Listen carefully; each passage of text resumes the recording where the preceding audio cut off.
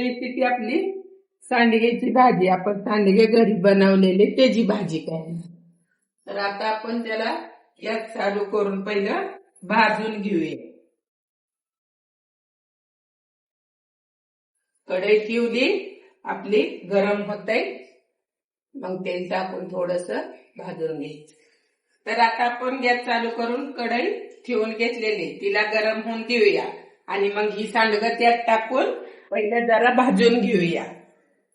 थोडस परत तेल टाकायचं. तर थोडस तेल टाकून घ्यायचं सांडग्याला. थोडस टाकायचं, लय टाक.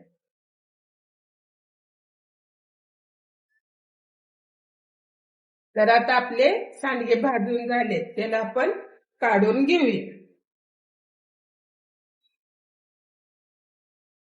2 कांदे कट करून घेतलेले आहेत, ते टाकून द्यायचे पहिले. कांदा भाजून घ्यायचा.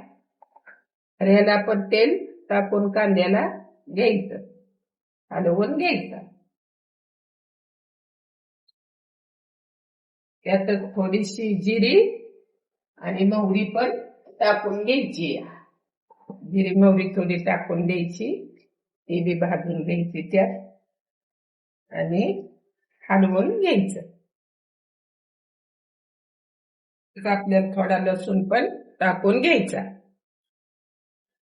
शेचलेला लसूण टाकून द्यायचा, त्याला बी चांगला त्यात तेलात हलवून घ्यायचा. ते बी भाजून देऊया आपण. कांदा आता चांगला गोल्डन झालेला आहे.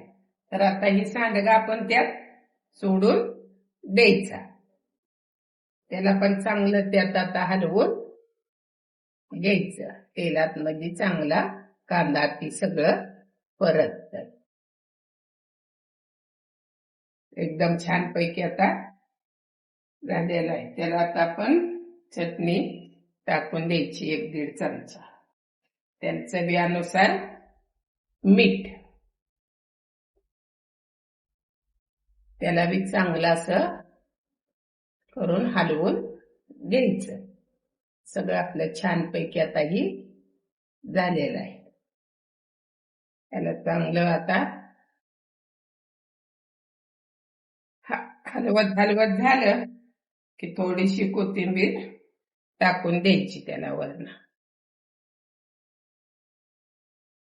त्याला पण चांगलं असं मिक्स करून घ्यायचं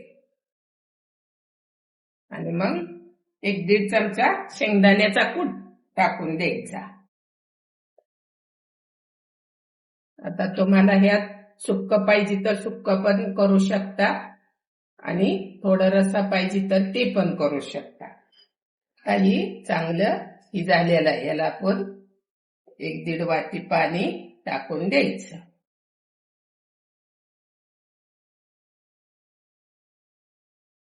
छानपैकी आता याला आपण उकळी शिजून जरा द्यायचं, वाटाणा मऊ होईपर्यंत. सांडगा आता आपला मऊ होऊन देऊया शिजून जरा. मग ती पातळ करायचं तर पातळ करू शकता, घट करायचं तर घट. आम्ही थोडं पातळच करतो, आमच्यात तसाच आवडतो. सांडग्याची भाजी झालेली, त्याला आता आपण बंद करून काढून घेऊया. एकदम छानपैकी झालेली आहे. तर आता तिला आपण बंद करून काढून घेऊया.